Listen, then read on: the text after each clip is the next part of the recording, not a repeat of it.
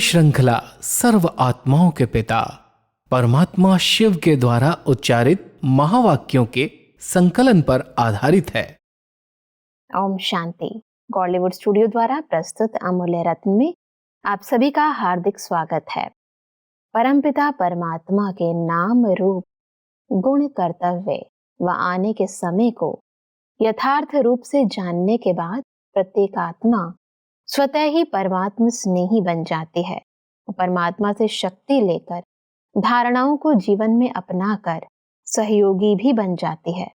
परंतु देखा जाता है कि सभी आत्माएं समान रूप से स्नेही, सहयोगी व शक्तिशाली नहीं बन पाती। आत्माओं की इन भिन्न भिन्न अवस्थाओं का मूल कारण क्या है, आज हम ईश्वरीय महावाक्यों द्वारा गहराई से समझेंगे। और इन महावाक्यों के स्पष्टीकरण के लिए हमारे मध्य हैं प्रजापिता ब्रह्मा कुमारीज ईश्वरीय विश्वविद्यालय के वरिष्ठ राजयोगी शिक्षक आदरणीय राजू भाई साहब। तो सब आपका आज के एपिसोड में बहुत बहुत स्वागत है। तो सब आज हम बात करेंगे 15 अप्रैल 1984 के महावाक्यों पर, जिसका टॉपिक है स्नेही, सहयोगी, शक्तिशाली बच्चों की 3 अवस्थाएं। तो सब परमात्मा कहते हैं कि स्नेही बच्चों में भी भिन्न भिन्न प्रकार के स्नेह वाले हैं। एक है दूसरों की श्रेष्ठ जीवन को देख, दूसरों का परिवर्तन देख उससे प्रभावित हो स्नेही बनना।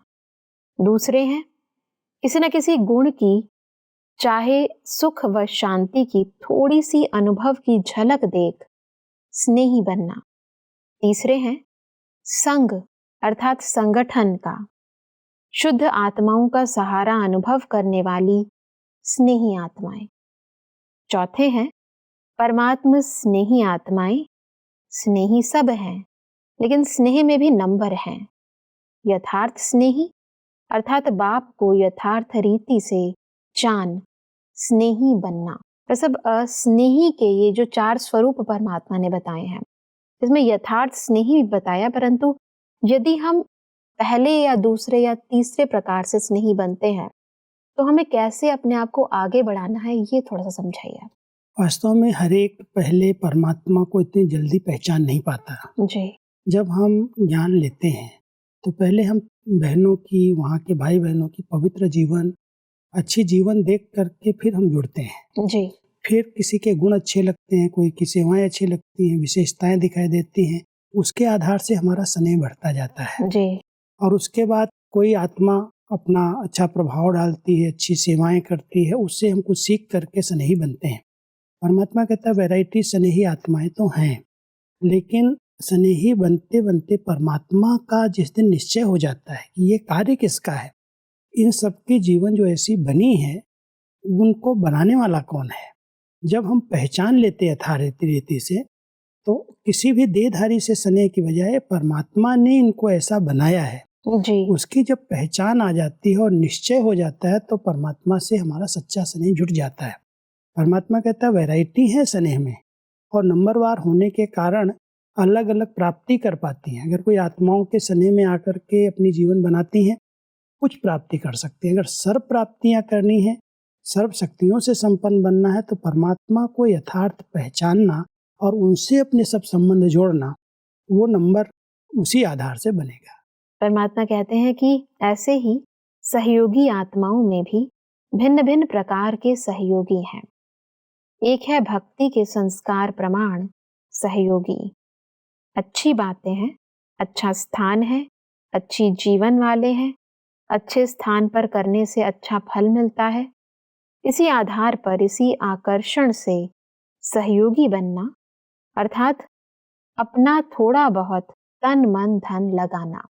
ऐसा बहुत सारी आत्माएं इसीलिए ही आश्रमों में आती हैं, क्योंकि उन्हें लगता है कि ये भी भगवान का स्थान है और यहाँ करने से हमें बहुत कुछ मिलेगा, तो उस पुण्य के आधार से वो उस भावना से कर देती हैं।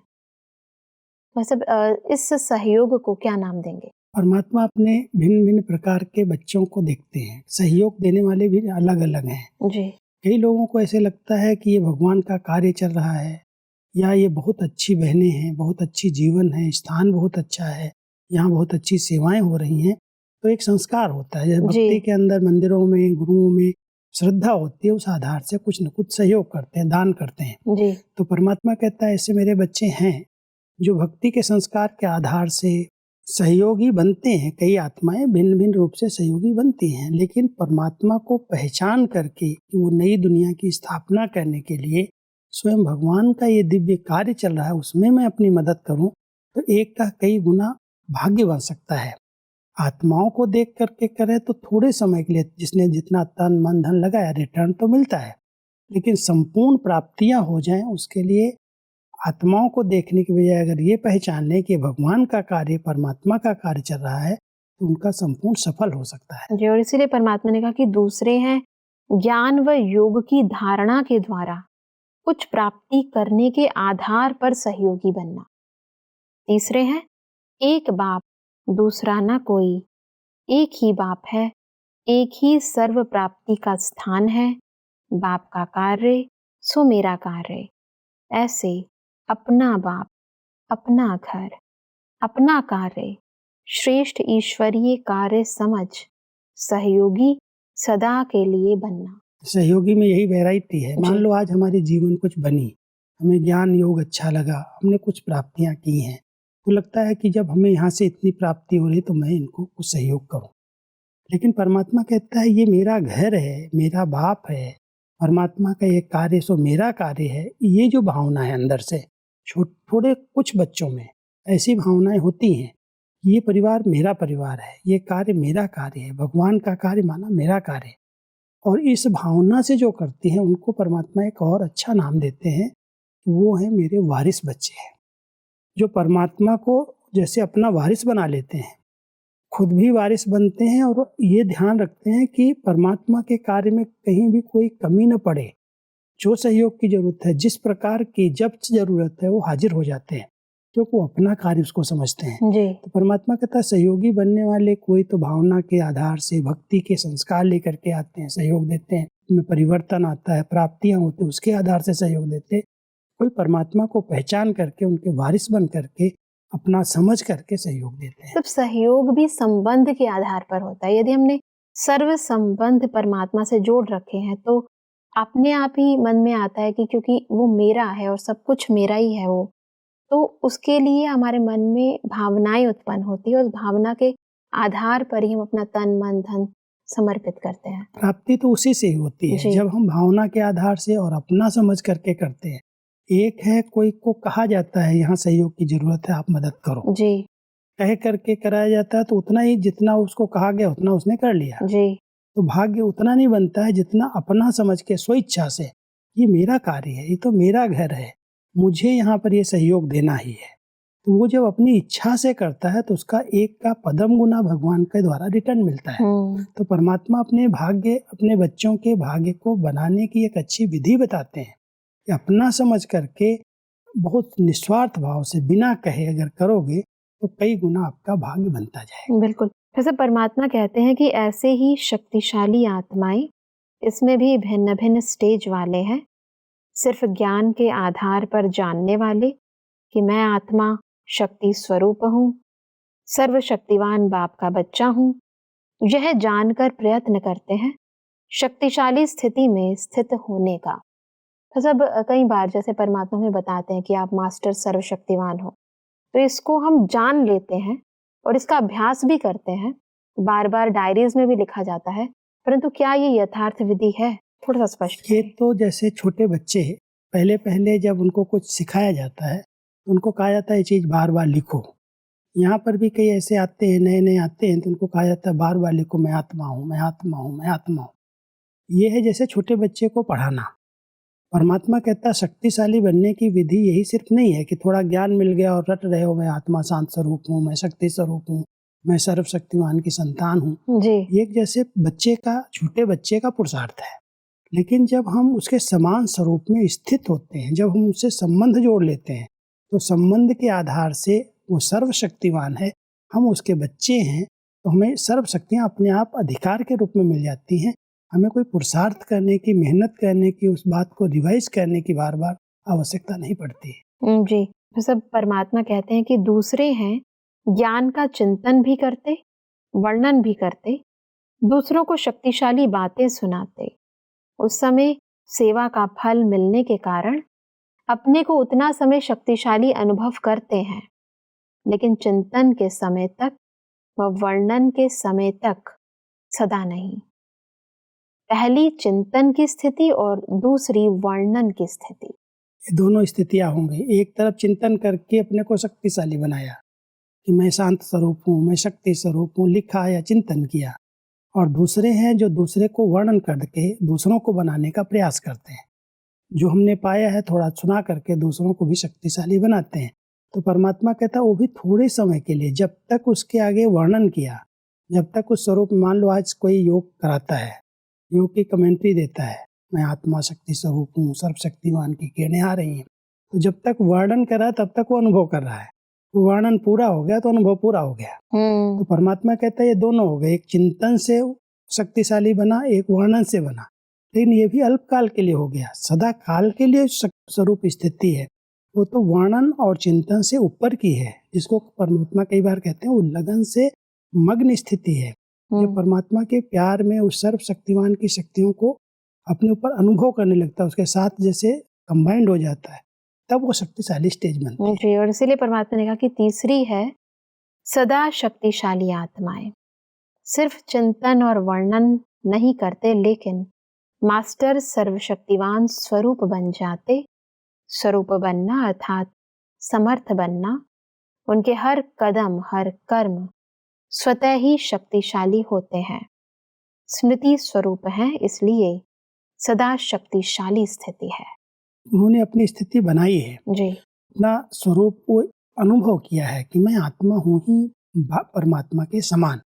तो जितना हम समान स्थिति में स्थित रहते हैं, जितना हमारा योग परमात्मा से बहुत अच्छी तरह से जुड़ा हुआ रहता है, उसमें चिंतन या वर्णन कहने की भी जरूरत नहीं पड़ती है, वो अनुभव है।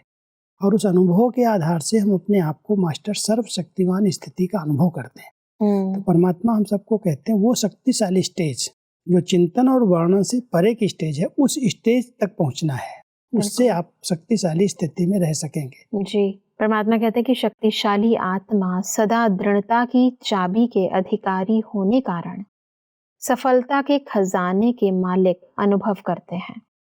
सदा सर्व प्राप्तियों के झूलों में झूलते रहते हैं। सदा अपने श्रेष्ठ भाग्य के मन में गीत गाते रहते हैं। सब ये शक्तिशाली आत्मा की स्थिति है, थोड़ा सा स्पष्ट करें। क्योंकि जब सब शक्तियां हमारे पास हैं तो जो हम संकल्प करेंगे वो सिद्धि प्राप्त होती जाएगी। हर बात में जैसे वो सिद्धि स्वरूप आत्मा बन जाएगी, कोई उसके पास अप्राप्ति रहेगी नहीं। क्योंकि कई प्रकार के पेपर्स आते हैं आत्मा के आगे, लेकिन सर्व शक्तियाँ उसके समय पर याद आए। अगर उसने अनुभव किया है, सर्व शक्तियों को जमा किया है, तो जिस समय जिस शक्ति की आवश्यकता है उसी समय वो शक्ति हाजिर हो जाती है, इसलिए उसको सफलता मिलती है। जी, कोई भी शक्ति अगर समय पर याद आ जाती, जैसे हमारे पास बहुत सारे शस्त्र हैं, लेकिन युद्ध के मैदान में शस्त्र होते हुए अगर विस्मृति है तो हम कभी भी युद्ध को जीत नहीं सकते। बिल्कुल। परमात्मा हमेशा कहता है योद्धे जो होते हैं उनको ये स्मृति रहती है मेरे पास कितने पावरफुल शस्त्र हैं, और उन शस्त्रों को बार बार वो देखता और रिवाइज करता अंदर। उसके आधार से किसी भी प्रकार का सामना अगर करना पड़ता है, किसी भी प्रकार का पेपर आता है, उस शस्त्र से, शस्त्र कोई स्थूल नहीं है, ये है अपनी शक्तियों के शस्त्र। सहन करने की शक्ति, समाने की शक्ति, सामना करने की शक्ति, परखने की शक्ति, समेटने की शक्ति। जो मास्टर सर्वशक्तिमान आत्माएं हैं, जिस समय जिस शक्ति की आवश्यकता है स्मृति में आई और उसको यूज किया और विजयी बन गए। जी, जैसे परमात्मा कहते हैं कि शक्तिशाली आत्मा सदा रूहानी नशे में होने कारण पुरानी दुनिया के आकर्षण से सहज परे रहते हैं। मेहनत नहीं करनी पड़ती है। शक्तिशाली आत्मा का हर कर्म, बोल स्वतः और सहज सेवा कराता रहता है। स्व परिवर्तन व विश्व परिवर्तन शक्तिशाली होने के कारण सफलता हुई पड़ी है। यह अनुभव सदा ही रहता है। सब इस ऊंची स्थिति को थोड़ा सा और स्पष्ट करें। जब हम मास्टर सर्वशक्तिमान स्थिति में रहते हैं तो एक नशा है ये। परमात्मा कहते हैं जो रूहानी नशे में रहता है कि मैं सर्वशक्तिमान का बच्चा हूँ और सर्व शक्तियाँ मेरी सहयोगी हैं, तो कभी भी कोई भी आकर्षण उन्हें आकर्षित नहीं करता।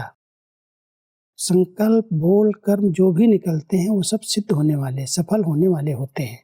तो परमात्मा कहते हैं जो सर्व शक्तियों से संपन्न आत्माएं हैं वो स्व परिवर्तन और विश्व परिवर्तन के कार्य में सिद्धि स्वरूप बन जाती हैं। जी जो भी करती हैं उनमें सफलता उनको मिल जाती है। जी इसलिए सर्व शक्तियों से संपन्न बनने के लिए रूहानी नशे में उस स्मृतियों को इमर्ज करके रखो।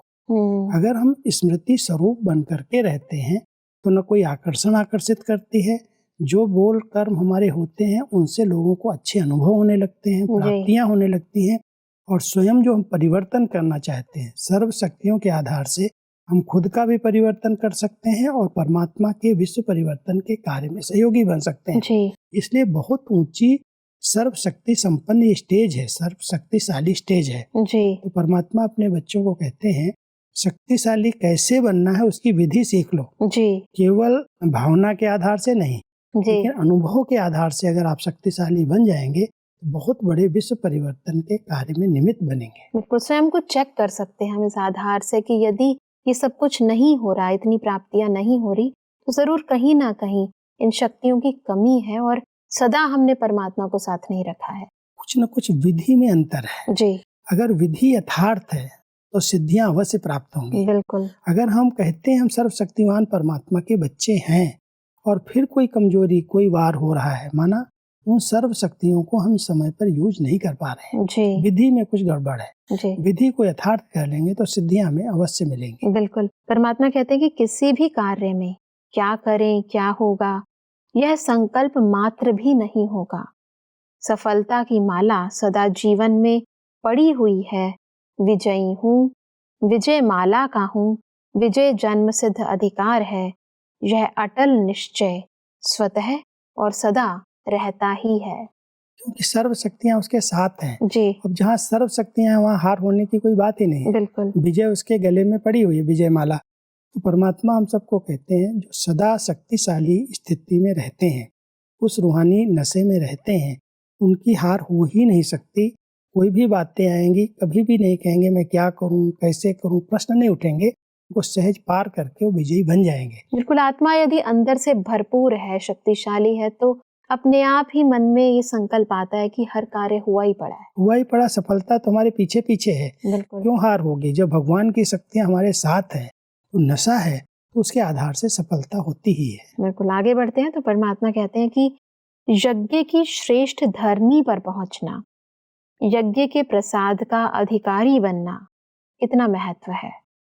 एक कणा अनेक मूल्यों के समान है, यह तो सब जानते हो ना।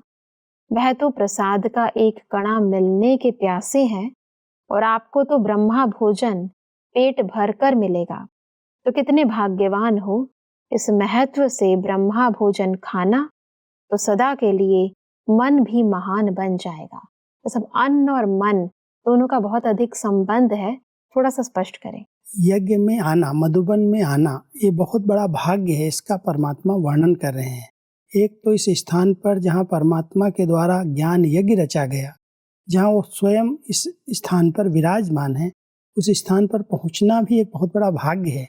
और फिर यहाँ का यज्ञ प्रसाद, सिर्फ प्रसाद नहीं, आज मंदिरों में हम जाते हैं, किसी तीर्थ पर जाते हैं, थोड़ा सा प्रसाद मिलता है, उसमें कितनी खुशी का अनुभव करते हैं जी उसको बांध करके घर में सबको बांटते हैं जाकर के। परमात्मा कहता है वो खड़ा दाना नहीं मिल रहा आपको, तो ब्रह्मा भोजन मिल रहा है।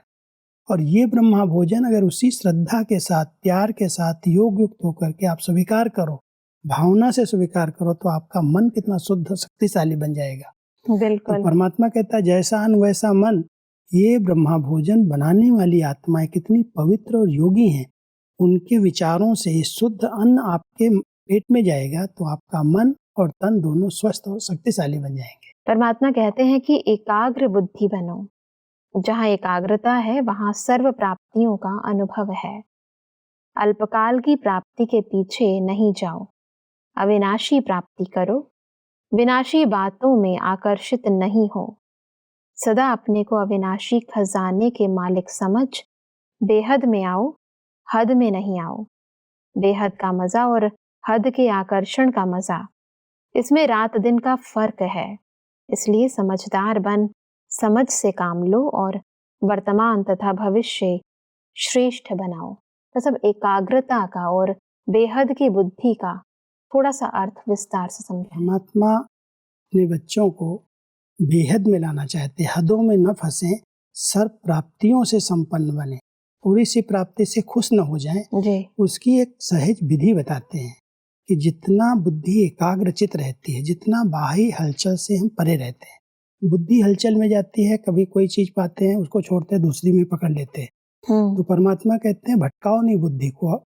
आकर्षण तो दुनिया के अंदर भिन्न भिन्न हैं जी। और अगर किसी एक आकर्षण में हद में फंस गए तो बेहद से वंचित हो जाएंगे।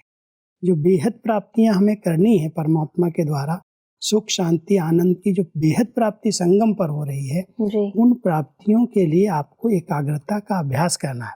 जितना आप बुद्धि को भटकाने से बचाएंगे, एकाग्रचित होकर के एक की लगन में मगन रहेंगे, उतना आपको सर्व प्राप्तियां स्वतः होती जाएंगी। इसलिए किसी भी हद की आकर्षण में आकर्षित नहीं हो। बेहद परमात्मा के द्वारा बेहद प्राप्तियां हो रही हैं, उन प्राप्तियों की आकर्षण में रहने के लिए एकाग्रता को बढ़ाओ और बेहद में रहो। बिल्कुल भाई साहब, आज हमने बहुत ही गहराई से समझा कि सच्चे अर्थ में परमात्मा स्नेही, सहयोगी और शक्तिशाली आत्मा हम कैसे बने। भाई साहब, स्पष्टीकरण के लिए आपका बहुत बहुत धन्यवाद। ओम शांति। दर्शकों, आज के महावाक्यों में परमात्मा ने कहा कि परमात्मा स्नेही आत्माएं सदा परमात्मा को यथार्थ रूप से जानकर स्नेही बनती हैं।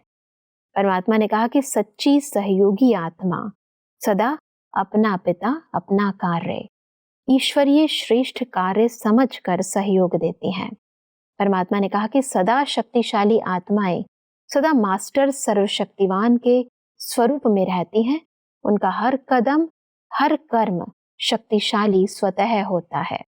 दर्शकों, आज के महावाक्यों से संबंधित यदि आपके मन में कोई भी प्रश्न है तो आप हमें ईमेल कर सकते हैं।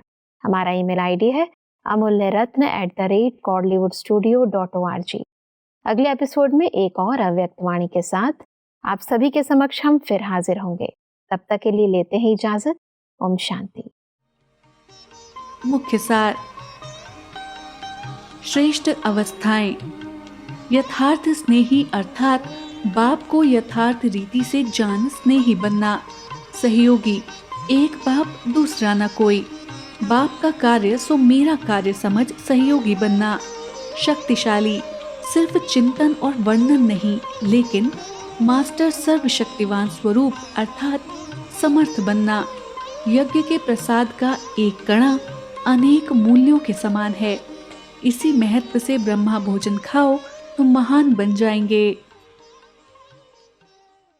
अधिक जानकारी के लिए संपर्क करें Amulya Ratan, Godlywood studio, Manmohini Van, Shantivan post, Abu road, 307510, district Sirohi, Rajasthan.